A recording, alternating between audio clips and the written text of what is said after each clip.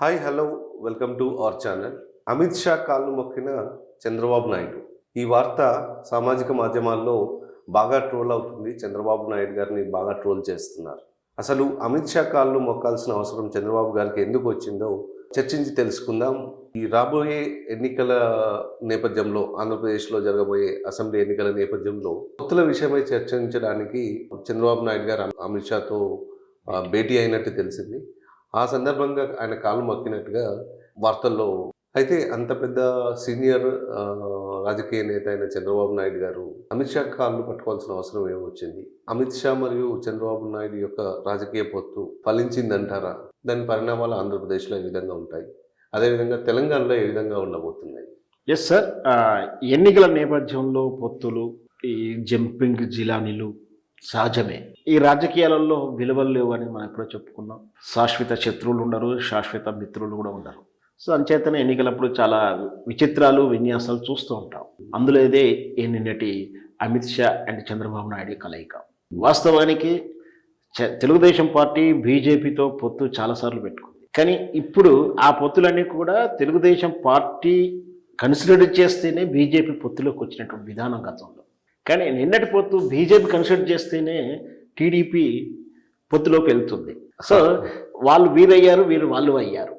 So ఎక్కడో ఉన్నటువంటి Bharatiya Janata party ఆ రోజు టీడీపీ ఎక్కడో అయ్యే శిఖరాల్లో ఉన్నటువంటి పార్టీ. ఆ రోజు చంద్రబాబు నాయుడు కన్సర్న్లను కన్సిడర్ చేస్తేనో పొత్తులోకి రావాల్సిన పరిస్థితి బీజేపీ పార్టీ.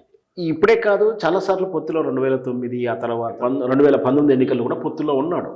అయితే బీజేపీతో పొత్తులో ఉండడం, పొత్తులు రాగానే బయటికి రాగానే అదే బీజేపీ పార్టీని విమర్శించడం, ఇది తెలుగుదేశం పార్టీ శ్రేణుల్లో ఉన్నటువంటి విధానం. అసలుకే తెలుగుదేశం పార్టీ విజనరీ చంద్రబాబు నాయుడు అయినా అతన్ని నడిపించేది అతని వెనక ఉన్నటువంటి ఒక మీడియా సంస్థలు గాను చెప్పొచ్చు, లేదా ఒక సాహిత్య సంస్థలు అని చెప్పొచ్చు. ఆ సాహిత్యం అంటే మీడియా సంస్థలు అని చెప్పాలి.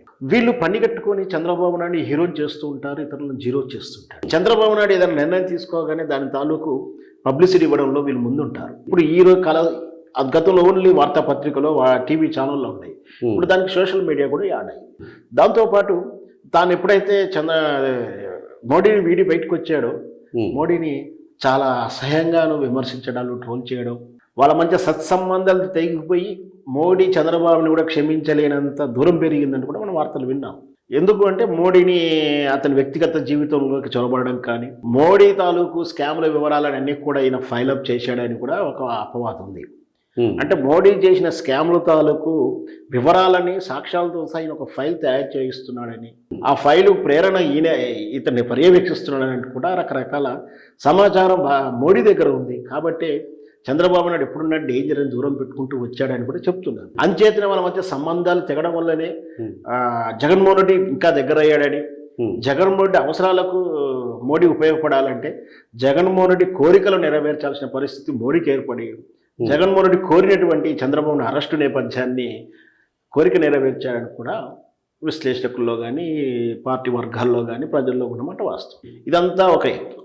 ఇది అయిపోయిన తర్వాత ఇప్పుడు ఎన్నికలు గెలవాలంటే మోడీకి తప్పని పరిస్థితిలో, ఈసారి కనుక మోడీ గెలవకపోతే భారతీయ జనతా పార్టీ భావజాలం అంతా తప్పని, భారతీయ జనతా పార్టీ చెప్పిందంతా అబద్ధమని, నిజంగా వాళ్ళు అభివృద్ధి చేయలేదని ఏదో చెప్తున్నది నిజమవుతుందని, హిందుత్వము ఓట్లు వాళ్ళని నిలబెట్టము అని ఒక నమ్మకానికి వచ్చారు వాళ్ళు. లేదా ఇన్నాళ్ళు మేము చేసినటువంటి ఆ ఉద్యమం, రామజన్మభూమి ఉద్యమం, ఇంకెన్నాళ్ళు చేసాం, ఈ రామజన్మభూమి మందిరం అనేది కార్యరూపంలో రాకపోతే ఉద్యమ రూపంలో ఇంకా ఉంటే ఓట్లు పడవని దాన్ని కార్యరూపంలోకి మార్చుకున్నారు. అంటే మందిరం కట్టి చూపించారు. అయితే ఈ ప్రాబ్లం సాల్వ్ అయిపోయిన తర్వాత వాళ్ళతో అవసరం ఉండదని ఒక వాదన ఉంది. ఇక కట్టిన తర్వాత బీజేపీతో ఏం పని? కొన్ని సందర్భాలు అట్లాంటి భావజాలం ఉంటుంది. వీళ్ళకి టాస్క్ లేదు, వీళ్ళేం చేయాలో తెలియదు, గెలవాల్సిన గత్యంతరమైన పరిస్థితి. ఎవరైనా సరే ఎంత మాత్రం అభివృద్ధి చేసినా చేయకుండా ఎవరైనా గెలవాలని అనుకుంటారు. గెలవడానికి సమీకరణాలు వెతుకుతూ ఉంటారు, పబ్లిక్ పల్స్ ఎలా ఉందో చేస్తుంటారు. ఇక్కడ అనూహ్యంగా ఎన్నికల నేపథ్యం దగ్గరకు వస్తా అంటే అధికార పార్టీకి నెగిటివిటీ ఎక్కువ పెరుగుతూ ఉంటుంది. అనూహ్యంగా కాంగ్రెస్ పార్టీ షర్మిల రూపంలో మళ్ళీ పునరుజ్జీవం పోసుకుంటుంది. అక్కడ అంటే వ్యతిరేక ఓట్లు చీలుతున్నాయి.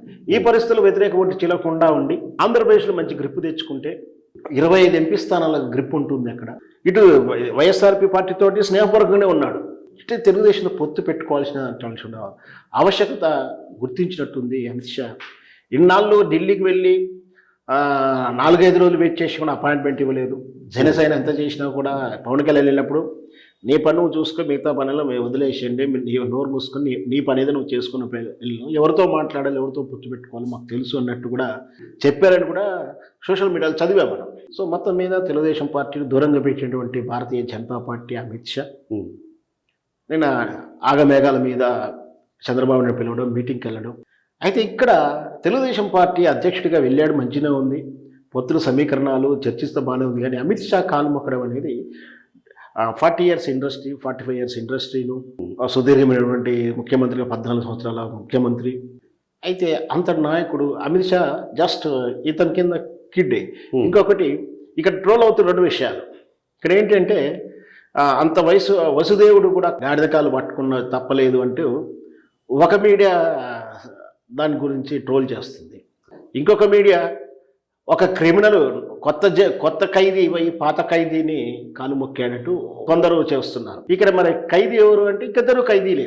అమిత్ షా హత్య కేసుల్లో తడిబారంటే నగర బహిష్కరణ విధించినటువంటి వ్యక్తి. రీసెంట్ స్కామ్ల విషయంలో జైలుకి వెళ్ళిన విషయం.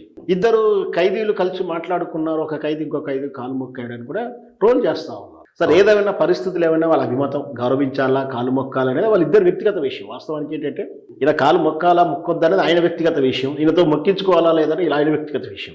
కానీ ఒక రాజకీయ ఉద్ధరణ ఈ విధంగా చేయడం అనేది తగదు. చంద్రబాబు నాయుడు ఎంత వైభవంగా ఒకరోజు ప్రధానమంత్రులను డిసైడ్ చేయగలిగినటువంటి స్థానంలో ఉండి రాష్ట్రపతులను నిర్ణయించడంలో ఈయన పేర్లు సిఫారసు చేసి నేనే క్రియేట్ చేశాను, నేనే చేశానంటూ రకరకాలైనటువంటి ఎన్ని పగడబడిన చంద్రబాబు నాయుడు కేవలం ఒక ఖైదీని, ఒక తడిబారికి కాలు మొక్కాల్సిన పరిస్థితి ఎందుకు వచ్చింది అని బాధపడుతున్నారు కొంతమంది. ఏమిటి అంటే అధికారం కంపల్సరీ కాదు, ఎట్లాగూ గెలవాలి. ఈ వయసులో గెలవకపోతే నెక్స్ట్ టర్మ్ అయితే అవకాశాలు ఉండేది తక్కువ. తానున్నప్పుడే కొడుకును సీఎంగా చేసి ఒక ప్రయోజనం చేసి చూడాలని ఒక కోరిక. ఈ తర్వాత తప్పితే మన పార్టీ విచ్ఛిన్నమైపోతుంది. దీన్ని కాపాడాల్సిన బాధ్యత ఆయనకుంది. సో అంచేతనే ఎలాగైనా సరే గెలవడానికి ఎన్ని రూట్లున్నా ఎంతమందితో రాజ్యపడతానికి ఆయన సిద్ధపడుతున్నారు. ఒక రాజకీయ నాయకుడు చేయాల్సిన పని అదే.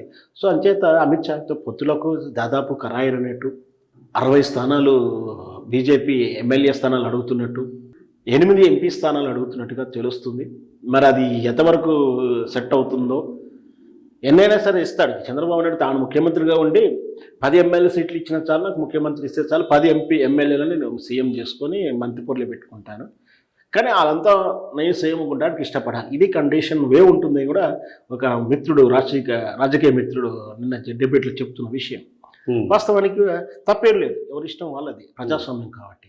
అయితే ఒకవేళ ఈ పొత్తులు కుదిరితే ఆంధ్రప్రదేశ్ రాజకీయ ముఖ చిత్రం ఏ విధంగా మారుతుంది అంటే మొత్తం మీద Jaganmohan Reddy versus Congress and TDP, Janasena, BJP అంటే 3 కూటములు.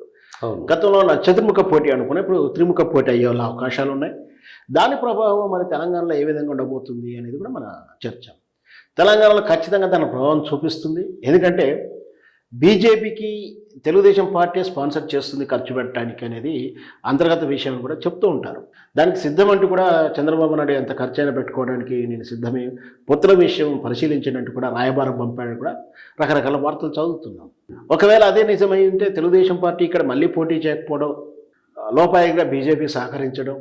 సో వెరసి ఇక్కడ ఇప్పుడున్నటువంటి దానికి ఓటు విభజన కాకుండా చూసుకోవడానికి వాళ్ళు జాగ్రత్త పడతారు. ఒకవేళ అలా జరిగితే ప్రజలు వేవ్ మొత్తం ఒకవైపు ఉంటే బీఆర్ఎస్ పార్టీ కలిసి వచ్చే అవకాశం ఉంటుంది. ప్రజలు విభిన్నంగా ఉంటే మాత్రం ఓట్లు చీలిపోయి మళ్ళీ కాంగ్రెస్ పార్టీ గెలిచే అవకాశాలు ఉంటాయి. ఇక్కడ ఈ తెలంగాణ ప్రజలు ఇప్పుడు ఆలోచించుకోవాలి. బీఆర్ఎస్ తెలంగాణ ప్రయోజనాలు కాపాడుతుందా, కాంగ్రెస్ పార్టీ తెలంగాణ ప్రజలను కాపాడుతుందా? ఈ చీకటి ఒప్పందాలు మనం చూసాం. ఎమ్మెల్యే ఎన్నికలప్పుడు తెలుగుదేశం పోటీ చేయలేదు, షర్మిల పోటీ చేయలేదు, అందరూ కూడా కాంగ్రెస్ని గెలిపించారు. బీజేపీ కూడా సహజంగా పోటీ చేయలేదని చెప్పాలి, నామమాత్రం చేసింది. కాంగ్రెస్ గెలుపు కోసం ప్రయత్నం చేసింది. వాస్తవానికి అందరూ కూడా ఏమనుకుంటారంటే కాంగ్రెస్ బీజేపీ మోడీ వ్యతిరేకిస్తారనుకుంటారు. కానీ రాష్ట్రాల వాతావరణంలో ఇక్కడ కాంగ్రెస్ని లోపాయలకు ఒప్పందాలు ఉన్నాయి. వాళ్ళ ఖర్చులు వీళ్ళే పెడతారు, వాళ్ళ సోషల్ మీడియా ప్లాట్ఫామ్ వీళ్ళే మెయింటైన్ చేస్తుంటారు కొన్ని దిక్కుల్లో. సో వెరసి మరి ఇప్పుడు ఎవరు ఏమిటి ప్రయోజనాలు ఎటువైపు ఉంటారు అనేది తెలంగాణ సమాజం రేపు రాబోయే పార్లమెంట్ ఎన్నికల్లో ఖచ్చితంగా చెప్తారు. ఎవరు తెలంగాణ ప్రయోజనాలు కాపాడే వాళ్ళు ఎవరుంటే వాళ్ళకు ఓటేస్తారు. ధన్యవాదాలు.